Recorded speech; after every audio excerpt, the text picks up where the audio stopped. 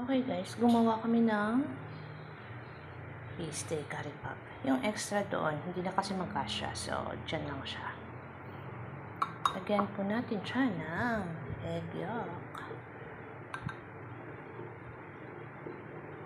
Para maganda yung kulay niya mamaya. Let's do this! Lagyan natin yung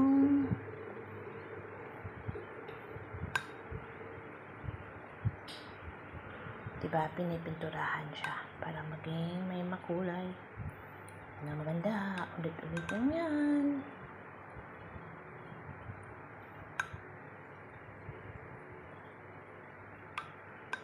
Ubusin na lang natin tong itlog.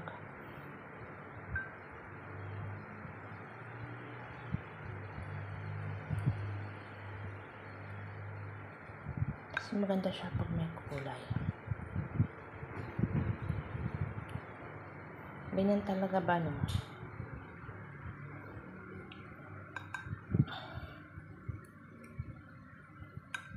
Dito siya may extra curriculum siya.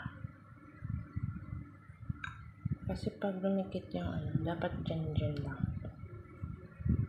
Huwag siyang bumaba sa tray kasi mahihirapan na tayo mamaya. Didikit siya kasi. Tulad nito, didikit yan sa Okay na rin yan. Okay. Parang itong walang kulay.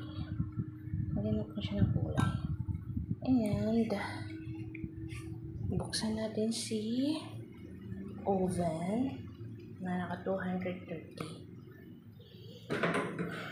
Then, pasok natin siya. We will wait for 1 hour or 45 minutes. Depende po yan kasi sa oven. Kasi yung oven namin, electric oven. And it's different from the different po siya sa gas na oven. Kasi yung gas malakas yun eh. Pero hindi ko lang din po sure sa sa brand ng mga oven na electric. So, lang po, disclaimer lang po. Kumbaga nilagay ko siya sa 45, 50 minutes. Ayan po siya. Hintayin natin, naka 230 temperature po siya. Tadaan!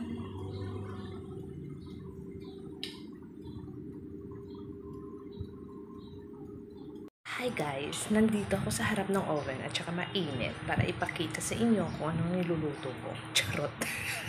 Yan na po yung curry puff kanina na ayan siya, oh. Diba? Ayaw naman. Yan. Ganyan na po siya. Ay, ang laki ko. Ganyan na po siya. So, see you later. Para mapakita sa inyo yung final touch. Charot. Okay, see you guys. Hello guys. So, tapos na po si oven.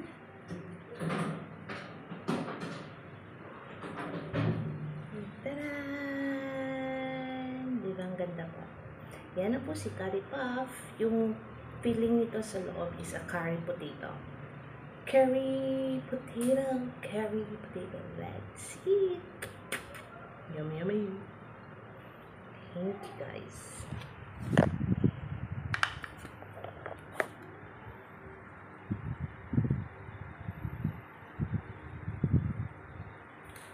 Parang ganun lang. Hindi siya maganda. Wait lang.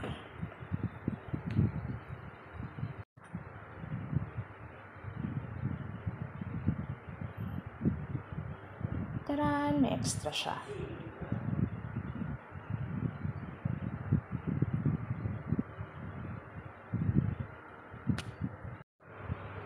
This is already my curry puff. Inside is the filling of curry potato.